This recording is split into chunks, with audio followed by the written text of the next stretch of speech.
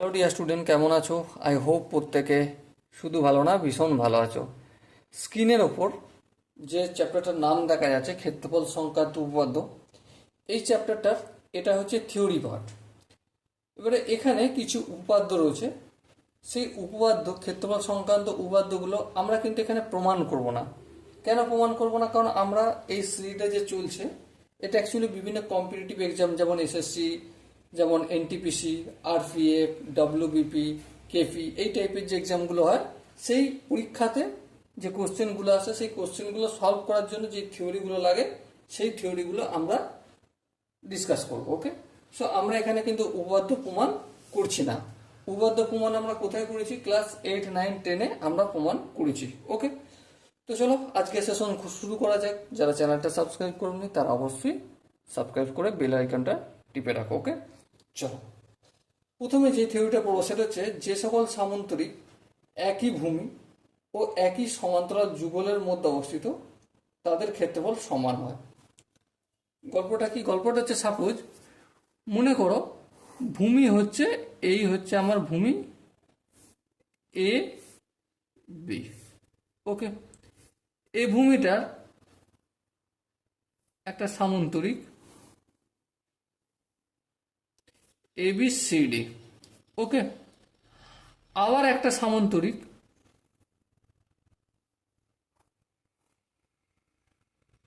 A B C D, এটার নাম দিচ্ছে ই, এটার নাম এফ। দেখো উপরে যে রেখাটা সেটার নাম কি? ডিই।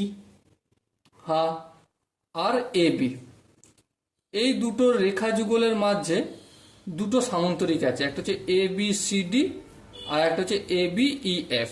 ঠিক আছে, এই দুজনের ভূমি এক, এ বি হচ্ছে ভূমি। তখন এই এ বি সি ডি এই সামন্তরিকের ক্ষেত্রফল আর এ বি ই এফ এই সামন্তরিকের ক্ষেত্রফল দুটো ইকুয়াল হবে। শুধু মাথায় রাখতে হবে কি, যে এই দুটো সামন্তরিকই একই সমান্তরাল যুগলের মধ্যে অবস্থিত, মানে এ বিটা সমান্তরাল ডিই এর সঙ্গে। ঠিক আছে, আর এদের দুজনের মাঝেই অবস্থিত হতে হবে। আর কি, আর এদের ভূমি একটাই, মানে এ বি হচ্ছে ভূমি। ওকে, এটার ওপর বিভিন্ন কোশ্চেন আসতে পারে। সাপোজ মনে দিল যে সমান্তরাল, এই যে এ বি আর ডিই সমান্তরাল, তাহলে এই দুটোর ক্ষেত্রফল নির্ণয় করো, এরকম বলতে পারে। অথবা বলে দিল যে ভূমি একই, ঠিক আছে, তাদের ক্ষেত্রফল এক, তাহলে এ বি আর ডিই সমান হবে কিনা, এ সমান্তরাল হবে কিনা, এই টাইপের বিভিন্ন কোশ্চেন আমাদের দিতে পারে। সো আমরা যখন কোশ্চেন আলোচনা করব তখন আমরা এই বিষয়ে ডিটেলস গল্প করব, আলোচনা করব। ওকে, শুধুমাত্র এইটুকুনি জেনে রাখো যে এ বি হচ্ছে ভূমি আর ডিই সমান্তরাল। আর এই যে দুটো সামন্তরিক A B C D R A B E F, এরা কোন সমান্তরাল যুগলের মধ্যে অবস্থিত? এ বি আর ডিই সমান্তরাল যুগলের মধ্যে অবস্থিত।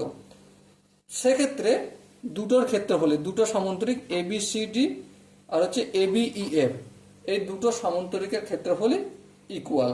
ওকে, আই হোপ প্রত্যেকে এটা বুঝে থাকবে। চলো এরপর আমরা নেক্সট যেটা আলোচনা করব সেটা কি, কোনো ত্রিভুজ ও কোনো সামন্তরিক একই ভূমি ও একই সমান্তরাল যুগলের মধ্যে অবস্থিত হলে ত্রিভুজের ক্ষেত্রফল সামন্তরিকের ক্ষেত্রফলে অর্ধেক হবে। সাপোজ মনে করো এই হচ্ছে আমাদের একটা সামন্তরিক, নাম এ বি সি ডি। ওকে, এবারে সাপোজ মনে করো এ বি সি ডি হলো, এই হচ্ছে একটা ত্রিভুজ, ত্রিভুজের নাম কি? A B E. ত্রিভুজ হচ্ছে এ বি ই। লক্ষ্য করো ত্রিভুজ এ বি ই আর হচ্ছে চতুর্ভুজ বা সামন্তরিক এ বি সি ডি, একটু লিখে রাখি সামন্তরিক। ঠিক আছে, এরা একই সমান্তরাল যুগলের মধ্যে অবস্থিত, এ বি আর ডিসি এর মধ্যে অবস্থিত। হ্যাঁ, এ বি সমান্তরাল ডিসি। আর কি, এদের দুজনেরই ভূমি এ বি, দুজনেরই ভূমি। এই ধরনের কন্ডিশন যখন তৈরি হবে তখন কি বুঝবো? তখন বুঝবো যে এই যে ত্রিভুজটার ক্ষেত্রফল এ বি ই এর ক্ষেত্রফল ইকুয়াল টু হাফ অফ চতুর্ভুজের চিহ্ন দিচ্ছি এ বি সি ডি সামান্তরিক। ওকে, এই জিনিসটা আমরা মনে রাখবো। So dear student, I hope এই কনসেপ্টটা বোঝা গেছে। এরপর আমরা নেক্সট যে বিষয়টা নিয়ে ডিসকাস করব সেটা হচ্ছে, চলো একটু চেঞ্জ করে নিই কথা। সে পয়েন্টটা হচ্ছে যে সমান সমান ক্ষেত্রফল বিশিষ্ট ত্রিভুজাকার ক্ষেত্রগুলি একই ভূমির ওপর ও একই পার্শ্বে অবস্থিত হলে তারা একই সমান্তরাল যুগলের মধ্যে অবস্থিত। মানে এই একটু আগে যে গল্পটা করলাম এর ঠিক বিপরীতটা। মানে সাপোজ মনে করো দুটো ত্রিভুজ, ঠিক আছে, এই একটা ত্রিভুজ, আবার এখানে একটা ত্রিভুজ অঙ্কন করছি। সাপোজ এই একটা ত্রিভুজ ই এফ আর এই আই এ বি এফ, এই দুটো ত্রিভুজের ক্ষেত্রফল তো ইকুয়াল হবে, হ্যাঁ। আর এই দুটো ত্রিভুজের ক্ষেত্রফলই মনে রাখতে হবে কি, এই যে এ বি সি ডি সামান্তরিকের অর্ধেক হবে, হ্যাঁ। শর্তগুলো কি কি? একই সমান্তরাল যুগলের মধ্যে অবস্থিত A B R C D বা ডিসি সমান্তরাল যুগলের মধ্যে অবস্থিত হতে হবে, আর ভূমি এ বি হতে হবে। এটাই আমরা 3 নম্বর পয়েন্টটা এটাই ডিসকাস করলাম। ওকে, চলো নেক্সট যেটা নিয়ে আলোচনা করব, সামান্তরিকের আকারের ক্ষেত্রের ক্ষেত্রফল। ধরো সামান্তরিকের কোনো আকার, ঠিক আছে,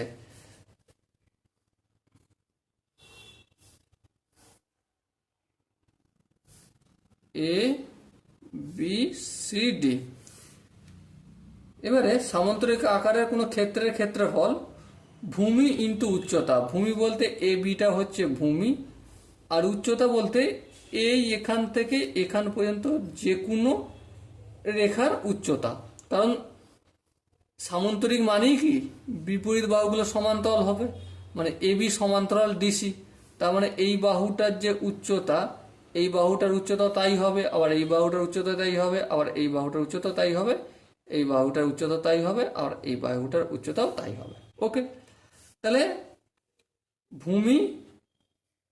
ভূমি ইন্টু উচ্চতা, এই পুরো ক্ষেত্রফলটা নির্ণয় করতে গেলে আমাকে এই সূত্রটা অ্যাপ্লাই করতে হবে।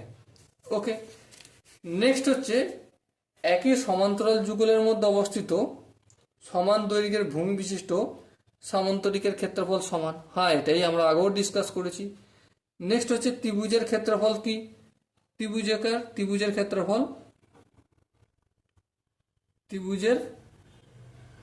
ক্ষেত্রফল হাফ ইন্টু ভূমি ইন্টু উচ্চতা, ঠিক আছে। এবারে এক্ষেত্রে যে চ্যাপ্টারটা ডিসকাস করছি সেখানে কি ধরনের কেস পাবো? ওকে, A B C D. Suppose মনে করো এই আমাদের A B C D E, এর ভূমিটা কি, এই ভূমি, আর উচ্চতা কোনটা, এটা উচ্চতা। তাহলে এক্ষেত্রে এই ত্রিভুজটার ক্ষেত্রফল নির্ণয় করতে গেলে কি করতে হবে?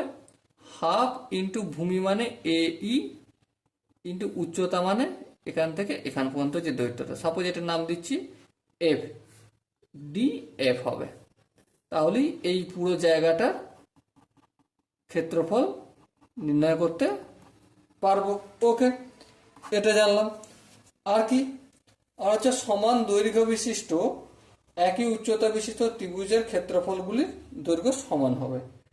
মানে সাপোজ কোনো একটা ত্রিভুজ, তার ভূমিটা যতটা, দুটো ত্রিভুজ, ঠিক আছে, এই একটা ত্রিভুজ আর এই একটা ত্রিভুজ, এদের ভূমি এ বি যদি হয়, এর ভূমি সিডি ধরছি, আর এর উচ্চতা সাপোজ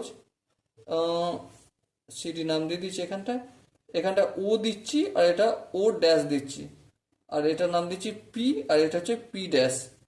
তাহলে দেখো দুজনের ভূমি মানে এ বি ইকুয়াল টু যদি সিডি হয়, দুটো ত্রিভুজের ভূমি যদি একই হয়, আর ও ও ড্যাশ উচ্চতা, এর উচ্চতা মানে পি পি ড্যাশ যদি ইকুয়াল হয় তাহলে কি বুঝবো? তাহলে বুঝবো আমরা দুটো ত্রিভুজের ক্ষেত্রফল ইকুয়াল হবে। ওকে, এবার নেক্সট পয়েন্ট যেটা নিয়ে আলোচনা করবো সেটা হচ্ছে ত্রিভুজের মধ্যমা ত্রিভুজকে দুটি সমান ক্ষেত্রফল বিশিষ্ট ত্রিভুজাকার ক্ষেত্রে বিভক্ত করে। সাপোজ মনে করো এই এ বি সি এর মধ্যমা হচ্ছে এডি, ঠিক আছে। এবার দেখো এখানে যে দুটো ত্রিভুজ তৈরি হলো, এ বি ডি এ একটা ত্রিভুজ আর এ সি ডি এ একটা ত্রিভুজ, এই দুটো ত্রিভুজের ক্ষেত্রফলই কি হবে? ইকুয়াল হবে, এটা আমাদের মনে রাখতে হবে।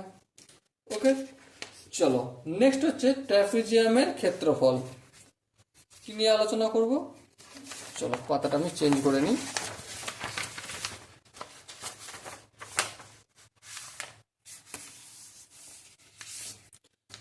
ট্রাপিজিয়ামের ক্ষেত্রফল, ট্রাপিজিয়ামের ক্ষেত্রফল কিভাবে নির্ণয় করব?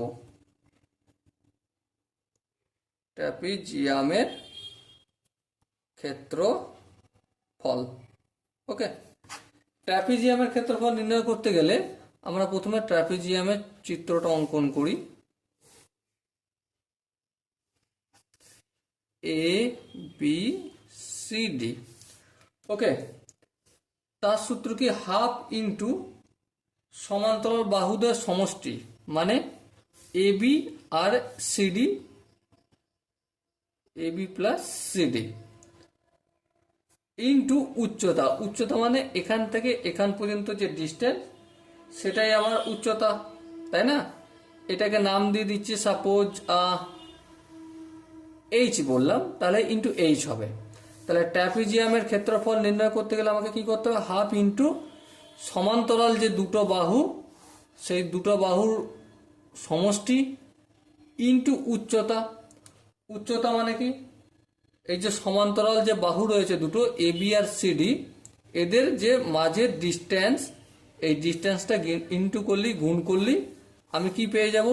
ট্রাপিজিয়ামের ক্ষেত্রফল পাবো। ওকে, এরপর আমরা যেটা নিয়ে আলোচনা করব সেটা হচ্ছে রম্বস। রম্বসের ক্ষেত্রফলের গল্পটা কি? রম্বসের ক্ষেত্রফলের গল্প হচ্ছে হাফ ইন্টু কর্ণদ্বয়ের গুণফল। কি বললাম?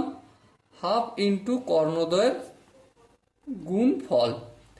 এটা হতে পারে, আর কি হতে পারে? আর হচ্ছে একটি বাহুর দৈর্ঘ্য, বাহু ইন্টু মানে একটি বাহু বলতে সব বাহুর দৈর্ঘ্যগুলো সমান, ইন্টু দুটি বিপরীত বাহুর মধ্যে লম্ব দূরত্ব, দুটি বিপরীত বাহুর মধ্যে লম্ব দূরত্ব, মধ্যে লম্ব দূরত্ব। চলো আমি একটি চিত্র অঙ্কন করি। প্রথমে আমি একটা রম্বস অঙ্কন করছি, দেখো। এবারে রম্বসের সঙ্গে কি জানি যে রম্বসের সন্নিহিত বাহুগুলো ইকুয়াল হয়। হ্যাঁ, এই এ বি সি ডি সন্নিহিত বাহু ইকুয়াল মানে এ বিটাও যতটা বিসিটাও ততটা। হ্যাঁ, আবার বিসিটাও যতটা সিডিটাও ততটা। হ্যাঁ, আবার সিডি যতটা ততটা ডি এ, তাই না? এবারে কর্ণ বলতে কোনটা? এই এসিটা কর্ণ, আর একটা কর্ণ কি? বিডি। তাহলে সূত্র কি এসে দাঁড়ায়? এ হাফ ইন্টু কর্ণদের গুণফল মানে এসি ইন্টু বিডি। এভাবে আমরা রম্বসের কি পাবো? ক্ষেত্রফল পাবো। আর কিভাবে পাবো? আর হচ্ছে বাহু, বাহু বলতে এ বি বিসি সিডি যে কোনো একটা লিখতে পারি, আমি এ বিটাই নিচ্ছি, এ বি ইন্টু দুটি বিপরীত বাহুর মধ্যে দূরত্ব মানে এই এখান থেকে এখান পর্যন্ত যে ডিস্টেন্সটা হবে না, এই এখান পর্যন্ত যে ডিস্টেন্সটা হবে সেটা হবে, সেটার সঙ্গে গুণ করলেই পেয়ে যাব। ওকে, তাহলে এখান থেকে এখান পর্যন্ত ডিস্টেন্স যেটা হবে সেটাই।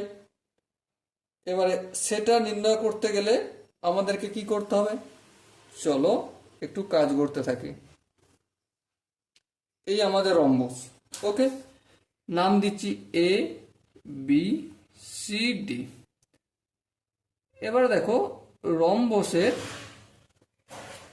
সাপোজ এখান থেকে এখান পর্যন্ত লম্ব দূরত্ব নির্ণয় করব, তাই না? হ্যাঁ। এবারে একটা গল্প বলে রাখি তোমাদের। রম্বসের যখন কর্ণ দুটো পরস্পরকে ছেদ করে, ঠিক আছে, কর্ণ দুটো যখন পরস্পরকে ছেদ করে তখন এই জায়গাটায় কত ডিগ্রি কোণ উৎপন্ন করবে? 90 ডিগ্রি। হ্যাঁ। এর অর্ধেকটা কত হবে? 45। আর এখানটা কত ডিগ্রি হবে? 90। আর এখানটা হবে 45। তার মানে এর অপোজিট এই বাহুটা অতিভুজ হবে। হ্যাঁ। আমি সাপোজ এখানটা নাম দিচ্ছি ও, আর এটাকে আমি কাট অফ করে বড় করে দেখাচ্ছি, ঠিক আছে, এই এরকম, এই এরকম, আর এই সাপোজ এখানটা ও, এখানটার নাম দিচ্ছি ডি, এখানটার নাম দিচ্ছি ও, আর এখানটার নাম দিচ্ছি এক্স। এই জায়গাটা লম্ব। হ্যাঁ। আচ্ছা, এখানটার নাম দিচ্ছি এক্স, সেটা একটু লিখে দিই, ঠিক আছে। এর অতিভুজ কোনটা? এইটা, ওডি। ওডি নির্ণয়ের সূত্র কি? অতিভুজ স্কোয়ার ইকুয়াল টু লম্ব স্কোয়ার প্লাস ভূমি স্কোয়ার। হ্যাঁ, ঠিক। তাহলে লম্ব স্কোয়ার বলতে কি? DO square plus OC square. তাহলে OD equal to D X square, মানে লম্ব স্কোয়ার প্লাস ভূমি square, D X square plus O X square আর আন্ডার রুট, তাই না? তাহলে এখানে আমরা কি পেলাম? দেখো ডি এক্স আর ও এক্স, এই দুটো কি? ডি এক্স, এই যে ডি এক্স আর ও এক্স, এই দুটো হচ্ছে এটার সাপেক্ষে কি? লম্ব আর ভূমি। তাহলে কর্ণটা পেলাম। হ্যাঁ, ঠিক। কর্ণ পাওয়া মানে এখানটা পেয়ে গেলাম। আবার একইভাবে এখানটা নির্ণয় করব, এই দুটো সমষ্টি করে দিলে এখান থেকে এখান পর্যন্ত দূরত্ব পেয়ে যাব, তাই না? সেটা টুক করে গুণ করে দিলেই অঙ্কটা আমার ক্লিয়ার হয়ে যাবে। কিন্তু এত খাটার থেকে সব থেকে বেস্ট আমার মনে হয় এটাই। অথবা কোনো জায়গায় যদি দুটি বিপরীত বাহুর মধ্যে লম্ব দূরত্ব দেয়া থাকে তাহলেই মনে হয় এই প্রসেসে যাওয়াটা সুবিধা হবে, না হলে কিন্তু অনেকটা কষ্টসাধ্য হয়ে যেতে পারে। ওকে, সো ডিয়ার স্টুডেন্ট, এখান পর্যন্তই আমরা আজকে থিওরি পার্টে ডিসকাস করলাম, আলোচনা করলাম। এরপর যদি কোনো থিওরি আলোচনা করতে হয় তো অবশ্যই আমরা আলোচনা করব, কিন্তু এর পরের পার্টে আমরা যেগুলো করব সেটা হচ্ছে মেনলি কোশ্চেন ডিসকাস করব। ওকে, সো ডিয়ার স্টুডেন্ট, দেখা হচ্ছে পরবর্তী সেশনে। ততক্ষণ পর্যন্ত ভালো থেকো, সুস্থ থেকো এবং জয় হিন্দ।